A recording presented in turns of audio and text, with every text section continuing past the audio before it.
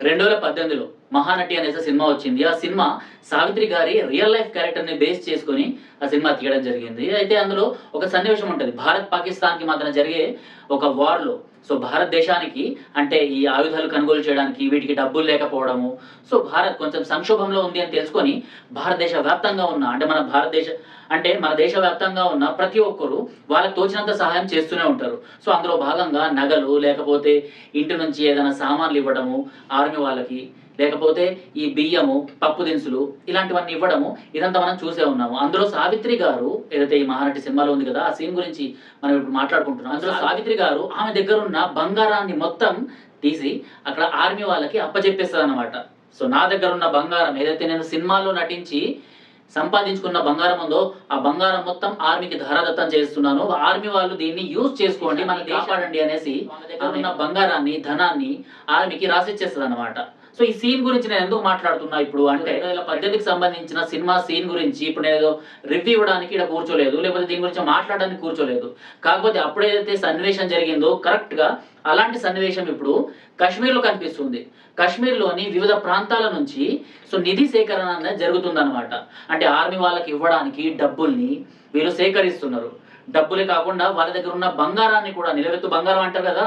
ఈ ముస్లిమ్స్ దగ్గర ఉన్న కశ్మీరీ ముస్లిమ్స్ దగ్గర ఉన్న బంగారాన్ని ఈ రంజాన్ రోజున మొత్తం పోగు చేసిండ్రనమాట. మొత్తం పోగుకి ఇచ్చేస్తున్నారనమాట. ఆర్మీకి ఇచ్చేసి మీరు యుద్ధంలో గెలవండి, ఆయుధాలు కొనుక్కోండి అనేసి ఇలాంటివన్నీ మాట్లాడుతున్నారు. అండ్ ఏడుస్తున్నారనమాట. అరే మన ఆర్మీ వాళ్ళ పైన, మన జనాల పైన అటాక్స్ జరుగుతున్నాయి అనేసి. ఇక్కడే కాస్త మనం ఆలోచించుకోవాలి. ఆ ఆర్మీ వచ్చేసి భారత ఆర్మీ కాదు. ఆ ఆర్మీ ఇరాన్‌కి సంబంధించిన ఆర్మీ అన్నమాట. ఇరాన్ ప్రభుత్వం కోసం మన భారతదేశంలోని ఈ కశ్మీరీ ముస్లిమ్స్ ఉన్నారు కదా!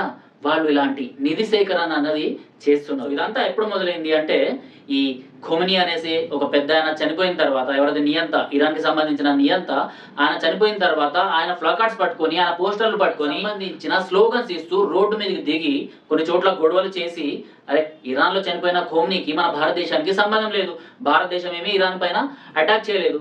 అయినా కూడా భారతదేశంలో అంటే జమ్మూ కాశ్మీర్‌లో అటాక్స్‌కి ప్లాన్ చేస్తూ పోలీసుల పైన, ఆర్మీ పైన ఇలాంటివన్నీ అటాక్స్ ప్లాన్ చేసిండ్రు. అండ్ ఇరాన్ ఆర్మీకి చేయాల్సిన అవసరం వీళ్ళకి ఎందుకు వచ్చింది? భారతదేశంలో జరిగిన పుల్వామా అటాక్ కానివ్వండి, లేకపోతే ఆపరేషన్ సింధూర్ కానివ్వండి, ఆపరేషన్ సింధూర్ యుద్ధం జరుగుతున్నప్పుడు కూడా ఫస్ట్ గా మిసైల్స్ పడుతున్నది ఈ కాశ్మీర్లోనే కదా! కాశ్మీర్లోని ఆ బార్డర్స్ పైనే కదా! పంజాబ్ బార్డర్స్ పైనే కదా! మరి వాళ్ళకి ఎవరికి సపోర్ట్ చేయని ఈ కాశ్మీరీ ముస్లిమ్స్ ఇప్పుడు ఇరాన్ వాళ్ళ పైన అంత ప్రేమ ఎందుకు చూపిస్తున్నారో నాకైతే అర్థమవుతలేదు. మీకు అర్థమైతే కామెంట్ బాక్స్ లో తెలపండి. ఎందుకు భారతదేశంలో పుట్టి ఇక్కడ తింటూ, ఇక్కడే పెరుగుతూ, ఇక్కడ గాలిని పీల్చుతూ ఇక్కడే చస్తారని తెలిసిన తర్వాత కూడా రూపీ కూడా ఇవ్వకుండా ఇరాన్‌కి సంబంధించిన ప్రభుత్వానికి అంటే తోటి ముస్లింలు అక్కడ బాధపడుతున్నారనేసి ఎన్నో వేల కిలోమీటర్ల దూరంలో ఉన్న ఇరాన్‌కి సపోర్ట్ చేయడానికి వెళ్తున్నారు. కానీ ఇదే భారతదేశంలో ఇదే ఆర్మీ వాళ్ళకి వీళ్ళు సపోర్ట్ చేయడానికి మాత్రం ముందుకు రాలేదు. ఖొమేని చనిపోయిన తర్వాత ఇలాంటివన్నీ ఈ పిచ్చి చేష్టలు చాలా ఎక్కువైనాయి అన్నమాట. మన హైదరాబాద్‌లో తీసుకుంటే హైదరాబాద్‌లో ర్యాలీలు, యూపీలో ర్యాలీలు, లక్నోలో, జమ్మూ కాశ్మీర్‌లో, కర్ణాటకలో కాంగ్రెస్ గవర్నమెంట్ ఉంది కదా! కర్ణాటకలో ర్యాలీలు ఇలాంటివన్నీ చాలా ఎక్కువైనాయి అన్నమాట. అరే భారతదేశానికి ఎప్పుడైనా సపోర్ట్ చేయడానికి మీరు ముందుకొచ్చిండ్రా? కనీసం ఆర్మీ వాళ్ళకి గ్లాసుడు మంచి నీళ్ళైనా ఇచ్చిండ్రా మీరు? లేదు. కాంగ్రెస్ ప్రభుత్వం ఉన్నన్ని రోజులు స్టోన్ పెల్టింగ్స్ చేస్తూ, కాంగ్రెస్ ప్రభుత్వం ఉన్నన్ని రోజులు మీకు సంబంధించిన వాళ్ళు జమ్మూ కాశ్మీర్‌లో ఎక్కడైతే గస్తీకి నిలబడతారో వాళ్ళ పైన బుల్లెట్స్ వర్షాలు పడేవన్నమాట. ఇది కాశ్మీర్‌కి సంబంధించిన పరిస్థితి. కొన్ని వీడియోస్ కూడా మనం చూసినాము. ఆర్మీ వాళ్ళు నిలబడి పహారా కాస్తుంటే ఈ కాశ్మీర్‌కి సంబంధించిన ముస్లిం చిన్నారులు వెళ్ళి కాళ్ళతోని తంతూ ఉంటారు. ఇలాంటి వీడియోస్ మనం సోషల్ మీడియాలో చాలానే చూసినాము. ముంబైలో కూడా అమర్ జవాన్‌కి సంబంధించిన స్తూపాన్ని కూడా ఒక ముస్లిం అతను కాలుతో తన్నే సన్నివేశం, ఆ ఫోటోని మనం ఇప్పటికీ మర్చిపోలేదు. ఎందుకంటే మన భారతదేశంలో ఉన్న మన ఆర్మీ వాళ్ళపైనే ఇలాంటి అటాక్స్ చాలా ఎక్కువ జరుగుతున్నాయి. నిన్నటి మ్యాటర్ ఇంకోటి చెప్తాను నేను. మహారాష్ట్రలోని బీడ్‌లో ఎవరైతే ఆర్మీ నుంచి రిటైర్డ్ పొంది మహారాష్ట్రలోని ఆ చిన్న ఊర్లో, ఆ పట్టణంలో హ్యాపీగా తన ఫ్యామిలీతోని హ్యాపీగా గడుపుతున్నాడో ఆయన కారు ఇంటి నుంచి బయటికి తీసి అలా వెళ్ళేటప్పుడు సడన్‌గా కొంచెం పక్కన ఉన్న ఒక ముస్లిం షాప్‌కి తగిలిందన్నమాట. కరెక్ట్‌గా ఇక్కడ మీరు ఆలోచించండి. ఆ షాప్‌కి జస్ట్ నార్మల్‌గా తగిలింది. ఇక్కడ కారుకి డెంటింగ్ పడింది అండ్ అక్కడ షాప్ కూడా కొంచెం దెబ్బతిన్నది. మాట్లాడుకొని లేకపోతే పోలీస్ కేసుతోని అయిపోయేది అది. కానీ అతను ఆర్మీ జవాన్ అని తెలిసినా కూడా 200 మంది ముస్లింలు పోగయ్యి తల పగలగొట్టడం జరిగింది. ఇది మన వాళ్ళు అంటే ఏదైతే సెక్యులర్ మియా భాయ్ అనేసి మీరు చెప్పుకుంటారు కదా, భాయ్ భాయ్ అనేసి సో ఇలాంటి వాళ్ళు ఇస్తున్న రిటర్న్ గిఫ్ట్లు అన్నమాట.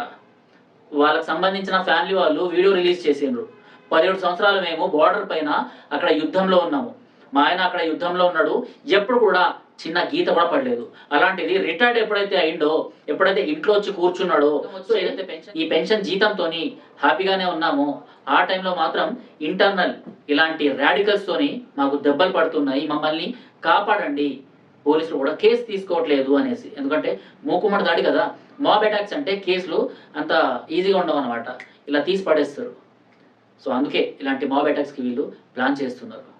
సో ఇదే ఇరాన్ వాళ్ళ పైన వీళ్ళకు ప్రేమ ఎందుకు అంటే, ఇంకో కోణంలో చూసుకుంటే ఏదైతే ఉగ్రవాద సంస్థ ఐఎస్ఐఎస్ ఉందో అది దాని డబ్బు రూపేనా, లేకపోతే వాళ్ళ ఈ టెర్రరిస్టులు ఎవరైతే ఉంటారో ఆ బలంతోనైనా ఈ జమ్మూ కాశ్మీర్ని, అంటే మన భారతదేశంలోని మన స్టేట్ ఏదైతే జమ్మూ కాశ్మీర్ ఉందో దాన్ని చీల్చివేసి ఇక్కడ నుంచి తీసేసి, అంటే మన భారతదేశం నుంచి విడదీసి దాన్ని ఒక సెపరేట్ దేశంగా చేద్దామనేసి ఈ ఐఎస్ఐఎస్ కుట్రలు పన్నింది.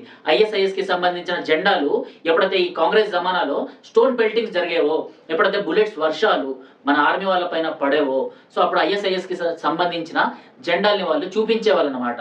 అంటే మాకు వీళ్ళందరూ సపోర్ట్గా ఉన్నారు అనేసి. ఈ ఐఎస్ఐఎస్కి ఫండింగ్ చేసింది ఈ ఇరాన్కి సంబంధించిన ఖోమ్నీ ప్రభుత్వం. అందుకే వీళ్ళకి ఇంట్లో సొంత అయ్య చనిపోయినా కూడా అంత బాధ ఉండదేమో, కానీ ఈ ఇరాన్లో మత పెద్ద చనిపోతే అంత బాధేస్తుంది. ఎందుకంటే ఈ ఇరాన్ మత పెద్ద వీళ్ళకి ఫండింగ్ చేశాడు కాబట్టి ఇప్పుడు రిటర్న్ ఫండింగ్ వీళ్ళు చేస్తున్నారు అనమాట. ఇది వీళ్ళ ఉమ్మా అంటే ప్రపంచవ్యాప్తంగా ఉన్న ముస్లిమ్స్ అందరూ మాకు కుటుంబీకులు అనేసి ఇలాంటి. కానీ మన హిందూ ధర్మం మనకి ఏం నేర్పించింది? వసుదైక కుటుంబం అనేసి మాత్రమే నేర్పించింది. అంటే అందులో హిందువులు ఉన్నా, ముస్లింలు ఉన్నా, క్రిస్టియన్స్ ఉన్నా, ఎవరున్నా కూడా వాళ్ళందరూ ఒకే తోబుట్టు లాంటి వాళ్ళు అనేసి మన హిందూ ధర్మం నేర్పించింది. కానీ వీళ్ళ ఉమ్మా ఏం నేర్పిస్తుంది అంటే, యావత్ ప్రపంచంలో ఉన్న ఏ ముస్లిం కంట్రీ అయినా, ఏ ముస్లిం ఏరియా అయినా, ఏ ముస్లిం వాడైనా కూడా మన తోటివాడు అనేసి. సో ఉమ్మాలో వీళ్ళతో పాటు నిలబడాలి, లేకపోతే ఈ లాస్ట్కి జడ్జ్మెంట్ డే వస్తుంది కదా, అప్పుడు మీ పాపాలని కౌంట్ చేస్తారు అని ఇలా భయపెట్టడం జరుగుతుంది అన్నమాట. భారతదేశం కోసం పనిచేస్తే ఇలాంటి మాటలు ఒక జర్నలిస్ట్గా నేను లేకపోతే ఇంకెవరైనా అనే అవసరం ఉండకుండే. బట్ ఈరోజు ఇలాంటివన్నీ మాట్లాడాల్సి వస్తుంది. ఎందుకంటే నిజాలు ఏం జరుగుతున్నాయో సోషల్ మీడియాలో చూపెట్టాల్సి వస్తుంది. మా పైన ఎంతోమంది మాకు మెసేజ్లలో థ్రెటనింగ్స్, మా కాల్స్లో థ్రెటనింగ్స్, మాకు చాలామంది చంపేస్తామనేసి, లేకపోతే నవత అనేసి ఒక యాంకర్ ఆర్ వాయిస్ ఛానల్ నడిపిస్తుంది, ఆ అమ్మాయికి అయితే సర్ తన్సే జుదా అనేసి ఇలాంటి స్లోగన్స్ తోని వీడియోస్ చేసి పంపిస్తున్నారు అనమాట. ఆ అమ్మాయి ఎక్కడైనా సింగిల్ గా కనిపించింది అనుకోండి, భారతదేశంలో ఎక్కడైనా కానివ్వండి, సో నేను గుర్తుపట్టి వండేం నుంచి నీ తలకాయని వేరు చేస్తాము అనేసి ఇలాంటి థ్రెటనింగ్ వీడియోస్ పంపిస్తున్నారు యూకేకి సంబంధించిన ముస్లింలు కొంతమంది. అరే వాళ్ళు మన భారతదేశం నుంచి, మన హైదరాబాద్ నుంచి వెళ్ళి అక్కడ సెటిల్ అయ్యి అక్కడ నుంచి ఇలాంటి థ్రెటింగ్స్ చేస్తున్నప్పుడు మన దేశం కోసం మనం నిలబడదామనేసి ఒక మాట మాట్లాడితే దానికి సపోర్ట్ చేసే వాళ్ళు ఎవరు ఉండరు. పైపెచ్చు మతోన్మాదులు అనేసి ముద్ర వేసేస్తారు మాలాంటి వాళ్ళపైన. సో ఆలోచించండి, ఎవరు మతోన్మాదాన్ని ప్రేరేపిస్తున్నారు, ఎవరు ఈ దేశం గురించి, ఈ జాతి గురించి, ఇక్కడ పుట్టిన సంస్కృతి గురించి వాయిస్ రేస్ చేస్తున్నారు. ఈ రోజు కనుక మనం మన దేశం గురించి, మన సంస్కృతి గురించి, ధర్మం గురించి మనం వాయిస్ రేస్ చేయకపోతే ఇంకో 10 ఏళ్ళు 20 ఏళ్ళ తర్వాత ఈ 25% ఏదైతే జనాభా ఉందో అది 40% చేరిన తర్వాత ఆన్సర్ మీకే దొరుకుతుంది అన్నమాట, ఎలా ఉంటుందో అని. సో ఈ వీడియో పైన మీరేమనుకుంటున్నారు? ఏదైతే కాశ్మీర్లో ఇరాన్ వాళ్ళకు ఏదైతే ఫండింగ్స్ వీళ్ళు పంపిస్తున్నారో, ఏదైతే నిధి సేకరణ జరుగుతుందో, అండ్ ఈ మహారాష్ట్రలోని బీడ్లో జరిగిన ఆర్మీ అతని పైన అటాక్, ఈ విషయాలపైన మీరు ఏమైనా మాట్లాడాలనుకుంటే కామెంట్ బాక్స్లో తెలపొచ్చు. టిల్ దెన్ జై హింద్, జై భారత్.